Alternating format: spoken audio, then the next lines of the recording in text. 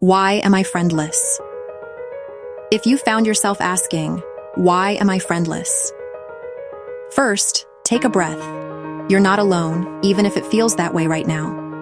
Many people silently struggle with loneliness, unsure how they got there or how to change it. The truth is, friendship in adulthood is not always as easy as it seems on the surface. Life gets busy, people drift, social skills get rusty. And sometimes, despite our best intentions, we just feel left out. Why am I friendless?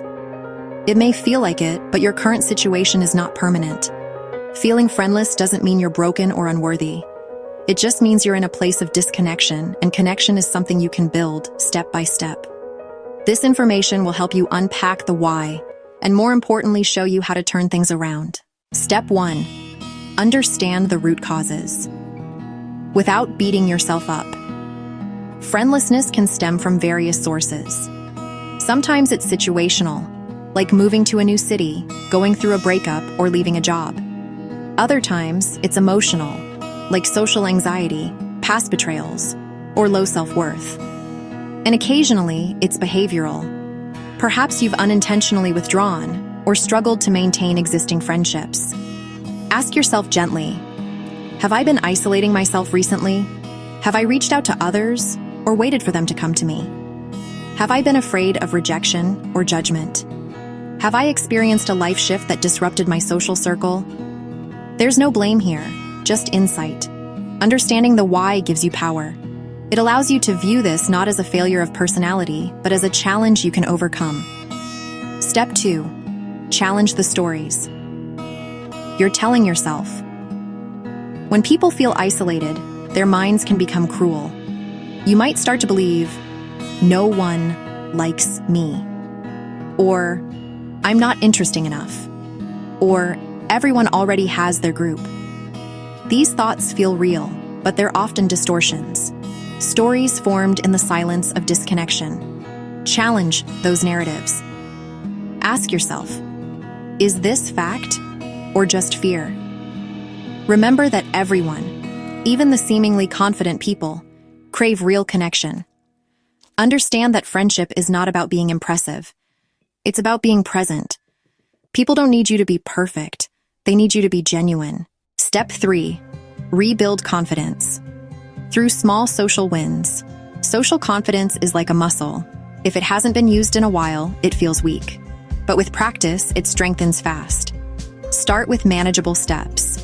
Say hello to your barista. Leave a comment on someone's social media that's more than just an emoji.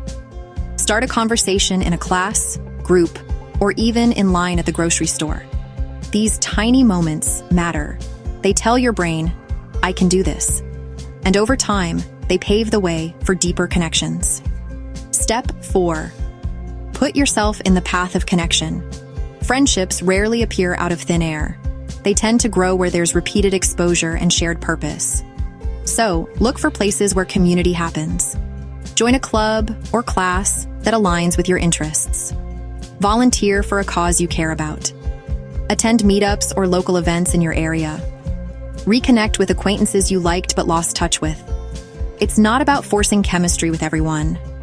It's about giving yourself more opportunities to meet people who might become friends over time.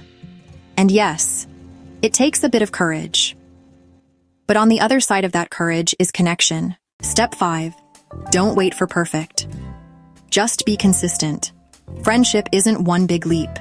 It's a series of small, consistent acts. Reaching out, following up, and showing up. It may feel awkward at first. Maybe you send a message and get no reply.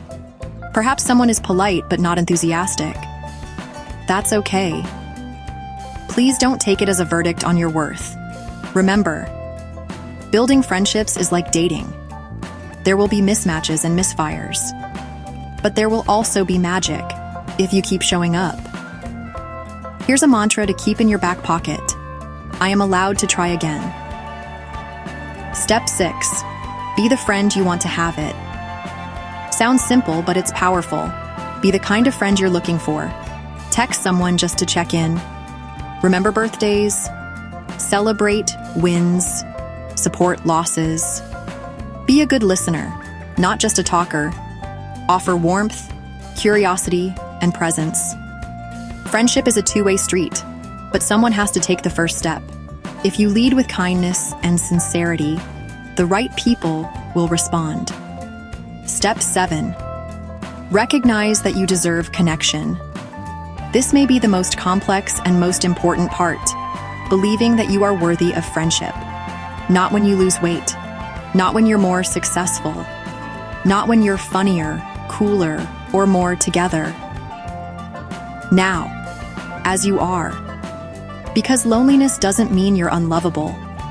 It just means you're human. And being human means needing connection. Not out of weakness, but because relationships are part of what give life color, meaning, and resilience. You're not doomed to be alone. And this season of friendlessness doesn't define you. It's just a chapter, one that you can rewrite with intention and hope. It might take time, it might take effort, but the reward, the joy of being seen, understood, and valued is worth it. So start where you are. Reach out, even if your voice shakes. Show up, even if it's awkward.